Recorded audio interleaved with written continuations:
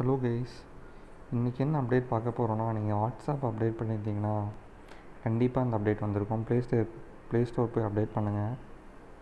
Mark மாமா முன்னாடி இந்த சேட்டு, இந்த ஸ்டேட்டஸு, இந்த கால் எல்லாத்தையும் பார்க்க மேலே தான் ஒரு டேப் பட்டன் வச்சுருந்தார்.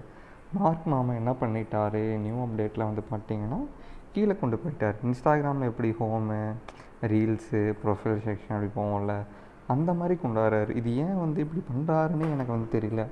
இப்போ பாருங்க, கீழே லெஃப்ட்டில் சேட் இருக்குது. அப்டேட்ஸுங்கிறது தான் சேட்.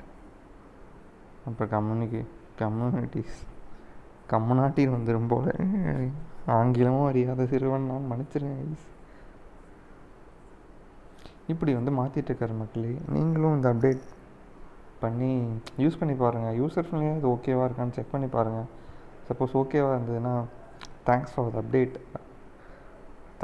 அப்டேட் மார்க் மாமா அப்படின்னு எக்ஸ் வலைதளத்தில் இல்லைன்னா த்ரெட் வலைதளத்தில் அவருக்கு மென்ஷன் பண்ணி நன்றி சொல்லியிருக்க மக்கள். பாய் மக்களே.